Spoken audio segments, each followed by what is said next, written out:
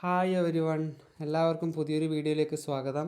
അപ്പോൾ ഇന്ന് നമ്മൾ പറയാൻ പോകുന്നത് 10th പ്രിലിംസിൻ്റെ സ്റ്റേജ് 3ഉം 4ഉം ഒക്കെ കഴിഞ്ഞല്ലേ. അപ്പോൾ എല്ലാവരുടെയും ഒരു സംശയമാണ് എത്രയായിരിക്കും കട്ട് ഓഫ്, ഇനി മെയിൻസിന് പഠിച്ച് തുടങ്ങണോ എന്നുള്ളൊരു സംശയത്തിലാണ് നിങ്ങളെല്ലാവരും നിൽക്കുന്നത്. അപ്പോൾ അതുമായി ബന്ധപ്പെട്ട് തൊഴിൽ വാർത്ത നൽകിയ ഒരു വാർത്ത നമ്മളിന്ന് പരിചയപ്പെടുകയാണ്. അത് നമ്മളിന്ന് വായിക്കുകയാണ്.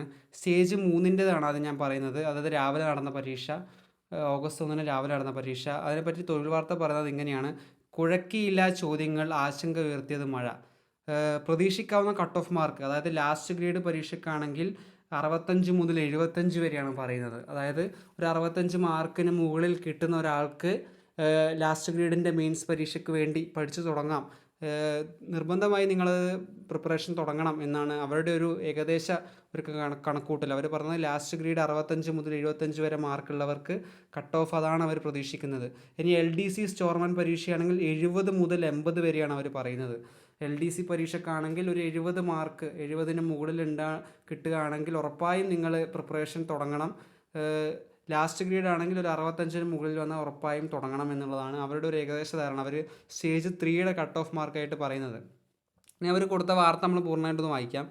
സംസ്ഥാനത്തുടനീളം പെയ്ത കനത്ത മഴയിൽ പരീക്ഷ മാറ്റിവെക്കുമോ എന്ന ആശങ്കയോടെയാണ് ഉദ്യോഗാർത്ഥികൾ 10ാം തലം പ്രിലിമിനറിയുടെ 3ാം ഘട്ട പരീക്ഷയ്ക്ക് എത്തിയത്. കറക്റ്റാണല്ലേ, നല്ല മഴയായിരുന്നു. എന്നാൽ പരീക്ഷ പൊതുവെ ലളിതമായത് അവർക്ക് ആശ്വാസമായി. പൊതുവെ സ്റ്റേജ് 3 അത്യാവശ്യം എളുപ്പമാണെന്നാണ് പൊതുവെയുള്ളൊരു വിലയിരുത്തൽ കേട്ടോ. പ്രളയസമാന സാഹചര്യമുള്ള ചില മേഖലകളിൽ ഉദ്യോഗാർത്ഥികൾക്ക് പരീക്ഷയ്ക്ക് എത്താനായിട്ടില്ല.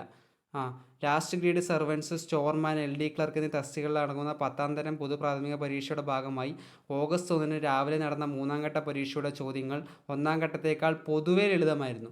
സ്റ്റേജ് 1നെ വെച്ച് നോക്കുമ്പം അത്യാവശ്യം ലളിതമായിരുന്നു ചോദ്യമായിരുന്നു കേട്ടോ. പൊതുവെ ലളിതമാണ്, അതായത് പൊതുവെ ലളിതമാണ്. ലാസ്റ്റ് ഗ്രേഡ് പരീക്ഷകളിലെ നിലവാരത്തിലുള്ള ചോദ്യങ്ങളാണ് കൂടുതലും വന്നത്. അതുകൊണ്ട് തന്നെ LD ക്ലർക്ക്, സ്റ്റോർമാൻ തസ്തികകളിലേക്ക് പരീക്ഷ എഴുതിയവർക്ക് ഈ പരീക്ഷയിൽ ഉയർന്ന മാർക്ക് ലഭിക്കാനിടയുണ്ട്. ചരിത്രത്തിലെ ചില ചോദ്യങ്ങൾ സിലബസിന് പുറത്തേക്ക് പോയതും ജനറൽ സയൻസിലെ ഒരു ചോദ്യത്തിന് വ്യക്തമായൊരു ശരിയായ ഉത്തരം ഓപ്ഷനിൽ നൽകാത്തതുമാണ് എടുത്തു പറയാവുന്ന ന്യൂനത. അതിൻ്റെ പ്രശ്നം എന്ന് പറയാവുന്നതാണ്.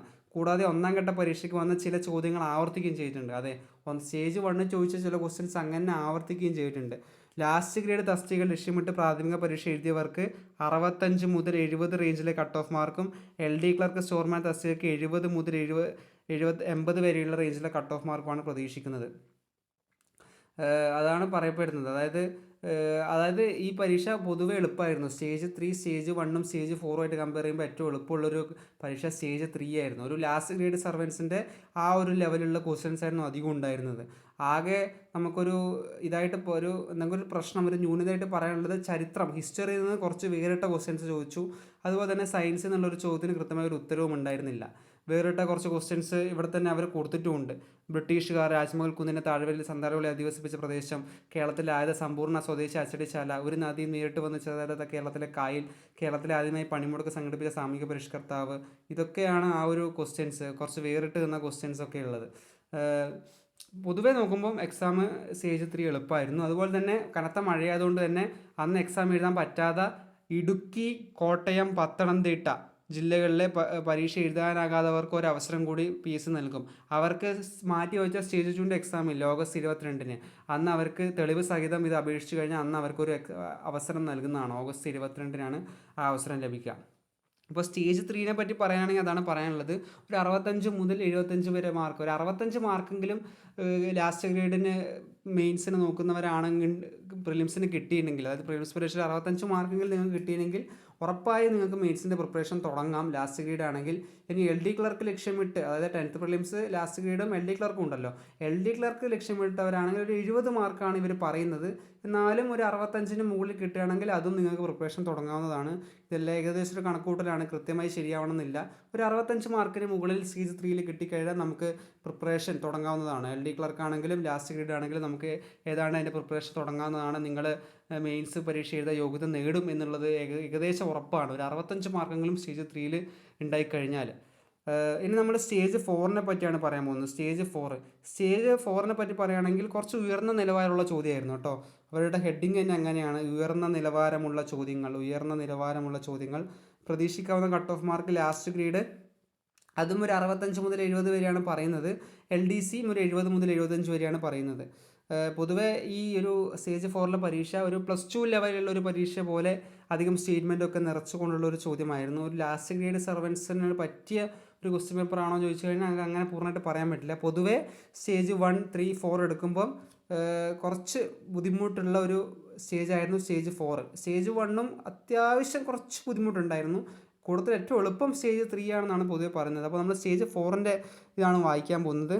Last grade L D clerk തുടങ്ങിയ തസ്തികകളിലേക്കുള്ള തെരഞ്ഞെടുപ്പിൻ്റെ ഭാഗമായി ഓഗസ്റ്റ് 1 ഉച്ചയ്ക്ക് ശേഷം നടന്ന പരീക്ഷയുടെ ചോദ്യങ്ങൾ രാവിലെ നടന്ന പരീക്ഷയുടേതിനേക്കാൾ മികച്ച നിലവാരമുള്ളതായിരുന്നു. അതായത് മികച്ച നിലവാരം ക്വസ്റ്റ്യൻ പേപ്പർ പുലർത്തുമ്പോൾ അതിനനുസരിച്ച് കട്ട് ഓഫ് കുറയാൻ സാധ്യതയുണ്ട്, ഉദ്യോഗാർത്ഥികൾക്ക് കുറച്ച് ബുദ്ധിമുട്ടാവാനും സാധ്യതയുണ്ട്. അതാണ് പറഞ്ഞത് കുറച്ച് ഉയർന്ന നിലവാരമുള്ള ചോദ്യമാണെന്നുള്ളത്. അതായത് ചോദ്യം മികച്ചതായിരുന്നു.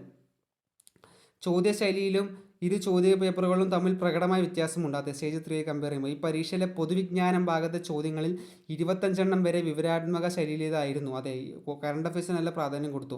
ആശയക്കുഴപ്പമുണ്ടാകുന്ന അവതരണ ശൈലിയും അനുബന്ധ വിവരങ്ങളുമാണ് പല ചോദ്യങ്ങളിലും ഉണ്ടായിരുന്നത്. അതെ, ഇവരൊരു ലാസ്റ്റ് നമ്മളൊരു കട്ട് ഓഫ് പറയുന്നത് ഒരു 65 മുതലാണ് 65 മാർക്കാണ് ഏകദേശം ഒരു കട്ട് ഓഫ്. 65 മുതൽ 70 വരെയാണ് കട്ട് ഓഫ് പറയുന്നത്. നമുക്ക് രാവിലത്തെ പരീക്ഷയായിട്ട് കമ്പയർ ചെയ്യുമ്പോൾ കുറച്ച് ബുദ്ധിമുട്ടായിരുന്നു. അതായത് ക്വസ്റ്റ്യൻസ് എല്ലാം ഒരു ഭയങ്കര നിലവാരം ഉയർത്തിയ ക്വസ്റ്റ്യൻസ് ആയിരുന്നു. ക്വസ്റ്റ്യൻസ് മികച്ചതായിരുന്നു. ക്വസ്റ്റ്യൻസ് മികച്ചതാകുമ്പോൾ എന്താണ് പ്രയാസം, നമുക്ക് കട്ട് ഓഫ് കുറയാൻ സാധ്യതയുണ്ട്. ഉദ്യോഗാർത്ഥികൾക്ക് ചിലപ്പോൾ ബുദ്ധിമുട്ടായിരിക്കും. അത്യാവശ്യം പഠിച്ചവർക്ക് കുറച്ച് ബുദ്ധിമുട്ടായിരിക്കും. നല്ലവണ്ണം പഠിച്ചവർക്ക് കുറച്ച് അത്യാവശ്യം എളുപ്പമായിരിക്കും. ഒരു +2 ലെവലിലുള്ള വരുന്ന ക്വസ്റ്റ്യൻസ് ആയിരുന്നു. ഒരു സ്റ്റേറ്റ്മെൻറ്റ് ലെവലിലും കറണ്ട് അഫയേഴ്സിന് പ്രാധാന്യം കൊടുത്തും ഒരു ചിന്തിച്ച് നമുക്ക് ഒരുപാട് കാര്യങ്ങൾ ചിന്തിച്ച് ചെയ്യുന്ന ഒരു ചിന്തിച്ച് ഉത്തരം എഴുതേണ്ട ക്വസ്റ്റ്യൻസ് ആയിരുന്നു അധികം ഉണ്ടായിരുന്നത്. കുറച്ച് സ്റ്റേജ് രാവിലെ നടന്ന സ്റ്റേജ് 3 ആയിട്ട് കമ്പയർ ചെയ്യുമ്പോൾ കുറച്ചൊരു ബുദ്ധിമുട്ടുള്ള ഒരു ക്വസ്റ്റ്യൻ ആയിരുന്നു സ്റ്റേജ് 4ൻ്റേത്. ഒരു ചോദ്യത്തിന് ശരിയായ ഉത്തരം സൂചന ഇല്ലായിരുന്നു. ജനറൽ സയൻസ് വിഭാഗത്തിൽ ഒരു ചോദ്യത്തിന് കൃത്യമായിട്ട് ഉത്തരവില്ലായിരുന്നു. അതുപോലെ തന്നെ രാവിലത്തെ പരീക്ഷയുടെ ചോദ്യങ്ങളായിട്ട് കമ്പയർ ചെയ്യുമ്പോൾ കുറച്ച് ബുദ്ധിമുട്ടായിരുന്നു.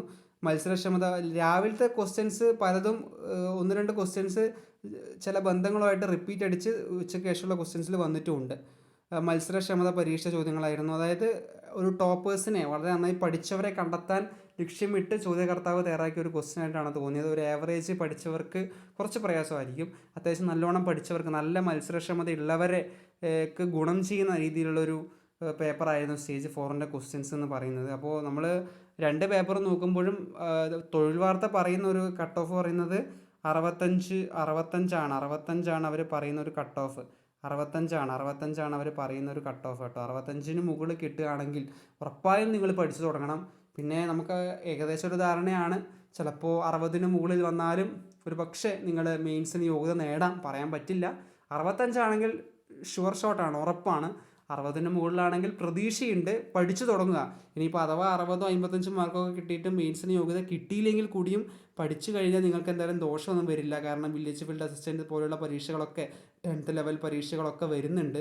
അപ്പോൾ പഠിച്ച് തുടങ്ങുക. അല്ലെങ്കിൽ പഠിച്ച് തുടങ്ങാത്തവരാണെങ്കിൽ എത്ര മാർക്കാണെങ്കിലും പഠിച്ച് തുടങ്ങുക. കാരണം അതിനൊരു ഉപകാരം നിങ്ങൾക്ക് മെയിൻസിന് അല്ലെങ്കിൽ ഏത് പരീക്ഷയ്ക്കാണെങ്കിലും ലഭിക്കും. അപ്പോൾ ഇതൊക്കെയാണ് ഇന്നത്തെ വീഡിയോയിൽ പറയാനുള്ളത്. ഈ വീഡിയോ നിങ്ങൾക്ക് ഇഷ്ടപ്പെടുകയാണെങ്കിൽ ചാനൽ സബ്സ്ക്രൈബ് ചെയ്യാനും ലൈക്ക് ചെയ്യാനും മറക്കല്ലേ. താങ്ക്